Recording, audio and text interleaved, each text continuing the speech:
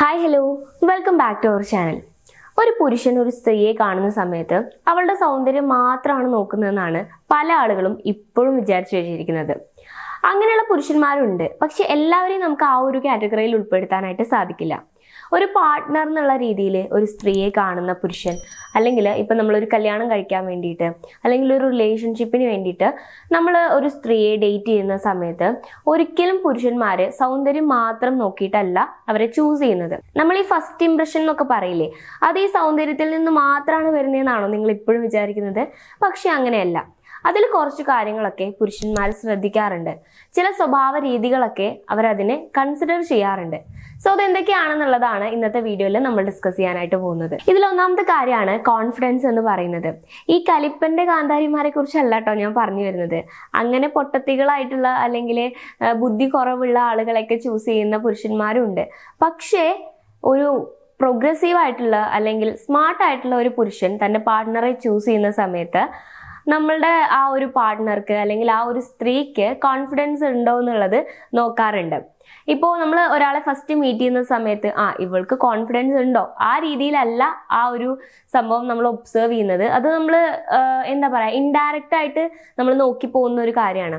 അതായത് അവളെ പ്രസന്റ് ചെയ്യുന്ന രീതി, അവളുടെ സംസാര രീതി, അതുപോലെ അവളുടെ ബോഡി ലാംഗ്വേജ്. ഇപ്പോൾ നമ്മൾ ഈ കോൺഫിഡൻസ് ഇല്ലാത്ത ആളുകളെ അല്ല നമ്മൾ ഷൈ എന്ന് പറയുന്നത്. ഇപ്പോൾ ഈ ഷൈ ആയിട്ടുള്ള ആളുകളും കോൺഫിഡൻസ് ഇല്ലാത്ത ആളുകളും തമ്മിൽ നല്ല വ്യത്യാസമുണ്ട്. കാരണം ഇപ്പോൾ കോൺഫിഡൻസ് ഉള്ള ആളുകളുടെ ഡ്രസ്സിങ്ങിലാണെങ്കിലും അല്ലെങ്കിൽ അവരുടെ ഒരു ബോഡി പോസ്ചർ കാര്യങ്ങളിലൊക്കെ നമുക്കത് ഫീൽ ചെയ്യും. നേരെ മറിച്ച് അവർ നല്ല കോൺഫിഡൻ്റ് ആയിട്ടുള്ള ആളുകൾ നല്ല വെൽഡായിട്ട് ഡ്രസ്സപ്പ് ഒക്കെ ചെയ്തിട്ടായിരിക്കും നിങ്ങളുടെ മുന്നിൽ വരുന്നത്. അപ്പോൾ ചെറിയൊരു ഷൈ ഉണ്ടെങ്കിൽ അത് അവർ കാണിക്കുമെങ്കിൽ പോലും കോൺഫിഡൻസ് ഇല്ലായ്മയും അതേപോലെ തന്നെ അവർ കാണിക്കുന്ന ആ ഒരു ഷൈയും തമ്മിൽ നിങ്ങൾ ഒരിക്കലും കമ്പയർ ചെയ്യരുത്.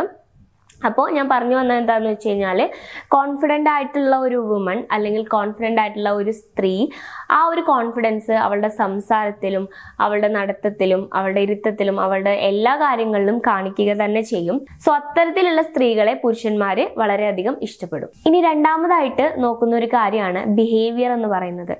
അതായത് അവൾ നമ്മളോട് എങ്ങനെ പെരുമാറുന്നു, അതുപോലെ തന്നെ ബാക്കിയുള്ള ആളുകളോട് എങ്ങനെയാണ് പെരുമാറുന്നതെന്ന്. ഇപ്പോൾ കുറച്ച് കൈൻഡ് ആയിട്ടൊക്കെ ഉള്ള സ്ത്രീകൾ ഉണ്ടാവില്ലേ, അതായത് ബാക്കിയുള്ളവരോടൊക്കെ ഒരു കരുണയോടെ പെരുമാറുന്നത് അല്ലെങ്കിൽ അവരോടൊക്കെ കുറച്ച് സോഫ്റ്റ് ആയിട്ടൊക്കെ ഡീൽ ചെയ്യുന്ന ആളുകൾ, ഇത്തരത്തിലുള്ള സ്ത്രീകളോടൊക്കെ പുരുഷന്മാർക്ക് കുറച്ചുകൂടി ഒരു താല്പര്യം ഉണ്ടായിരിക്കും. അതുപോലെ തന്നെ നമ്മൾ എമ്പത്തറ്റിക് ആണോ, വേറൊരാൾ പറയുന്ന കാര്യം ശ്രദ്ധയോടെ കേൾക്കുന്നുണ്ടോ, അവരുടെ വിഷമങ്ങൾ അല്ലെങ്കിൽ ഇപ്പം പുരുഷന്മാർ തന്നെ നിങ്ങളോടൊരു കാര്യം പറയുമ്പോൾ അതിനെ ഏത് രീതിയിലാണ് നിങ്ങൾ മനസ്സിലാക്കുന്നത് എന്നുള്ള കാര്യങ്ങളൊക്കെ പുരുഷന്മാർ ഒബ്സർവ് ചെയ്യാറുണ്ട്. ഇനി മൂന്നാമത്തെ കാര്യം കമ്മ്യൂണിക്കേഷൻ ആണ്.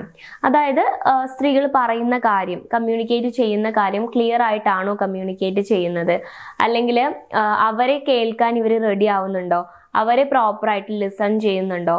ഇപ്പോൾ നമ്മുടെ ലൈഫിലൊരു ഡിസിഷൻ എടുക്കുന്ന സമയത്ത് നമുക്കൊരു ഡിസിഷൻ ചോദിക്കാനുള്ള ഒരു മെച്യൂരിറ്റി അല്ലെങ്കിൽ അതിനൊരു ഒപ്പീനിയൻ പറയാനുള്ള ഒരു പക്വത അവർക്കുണ്ടോ എന്നുള്ളതൊക്കെ പുരുഷന്മാർ ഒബ്സർവ് ചെയ്യാറുണ്ട്. ഇപ്പം നമ്മൾ പാർട്ട്ണർ എന്ന് പറയുമ്പോൾ തന്നെ അവിടെ ഒരു കമ്പാനിയൻഷിപ്പാണ് നടക്കുന്നത്. അതായത് രണ്ടുപേരുടെയും സപ്പോർട്ടും രണ്ടുപേരുടെയും ഡിസിഷൻസും കാര്യങ്ങളൊക്കെ ഒരു മാരീഡ് ലൈഫിൽ വളരെയധികം ഇമ്പോർട്ടൻ്റ് ആണ്. അപ്പോൾ അതുകൊണ്ട് തന്നെ തൻ്റെ പാർട്ട്ണർക്ക് അതിനുള്ള കേപ്പബിലിറ്റി ഉണ്ടോ എന്നുള്ളത് പല പുരുഷന്മാരും ചെക്ക് ചെയ്യാറുണ്ട്.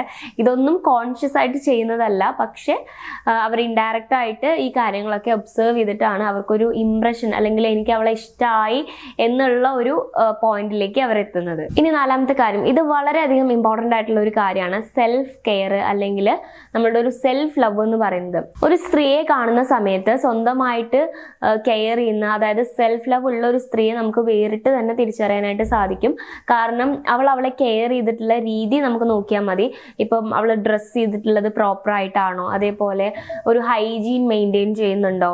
ഇപ്പോൾ നമ്മളെ ടോട്ടലി നോക്കുമ്പോൾ നമ്മൾ നീറ്റായിട്ടാണോ ഡ്രസ്സ് ചെയ്തിട്ടുള്ളത് എന്നുള്ളത് പുരുഷന്മാർ നോക്കും. അപ്പോൾ നിങ്ങൾക്ക് പറയുമ്പോൾ കുറച്ച് വിയേർഡായിട്ട് തോന്നുമെങ്കിലും പക്ഷേ ഇതെല്ലാം ഫാക്റ്റ് ആണെന്ന് മനസ്സിലാക്കുക. അപ്പോൾ ഈ ഹൈജീൻ എന്ന് പറയുന്നതും അതുപോലെ തന്നെ നമ്മുടെ സെൽഫ് കെയർ എന്ന് പറയുന്നതും വളരെയധികം ഇമ്പോർട്ടൻ്റ് ആണ്.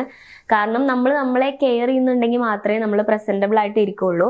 അപ്പോൾ ആ രീതിയിലുള്ള സ്ത്രീകളെയാണ് പുരുഷന്മാർ കൂടുതലും ഇഷ്ടപ്പെടുന്നത്. ഇനി അഞ്ചാമത്തെ കാര്യം ഒതൻറ്റിസിറ്റി ആണ്. നമ്മൾ അവരോട് സംസാരിക്കുന്ന സമയത്ത് നമ്മൾ ഫേക്ക് ചെയ്തിട്ടാണോ സംസാരിക്കുന്നത്, അതായത് അവരോട് നമ്മൾ കുറച്ച് നമ്മുടെ ക്യാരക്ടർ ഒന്ന് ഹൈഡ് ചെയ്ത് പിടിച്ചിട്ട് അവർക്ക് വേണ്ട പോലെയാണോ നമ്മൾ പെരുമാറുന്നതെന്നൊക്കെ ഉള്ളത് അവർ ഒബ്സർവ് ചെയ്യും.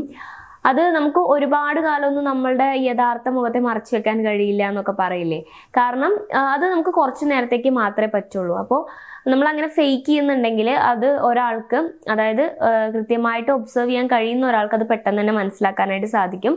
സോ മാക്സിമം നിങ്ങൾ ജെന്യൂൻ ആയിട്ട് ആരോടാണെങ്കിലും, അതിപ്പോൾ സ്ത്രീകളാണെങ്കിലും പുരുഷന്മാരാണെങ്കിലും ജെന്യൂൻ ആയിട്ട് നിങ്ങൾ എന്താണെന്നുള്ളത് അവർക്ക് കാണിക്കാനായിട്ട് ശ്രമിക്കുക. എസ്പെഷ്യലി നമ്മൾ മാരേജ് അല്ലെങ്കിൽ ഒരു റിലേഷൻ എന്നുള്ള രീതിക്കൊക്കെ പോകുന്ന സമയത്ത് എന്തായാലും നമ്മുടെ ട്രൂ ആയിട്ടുള്ള സ്വഭാവം ഒരു ദിവസം പുറത്തു വരും. അപ്പൊ നമ്മൾ വെറുതെ ഫേക്ക് ചെയ്ത് അവരെ നേടിയെടുക്കണം എന്നുള്ളൊരു ഇന്റൻഷനുള്ളിൽ വെച്ച് ഫേക്ക് ചെയ്യാണ്ടിരിക്കുക.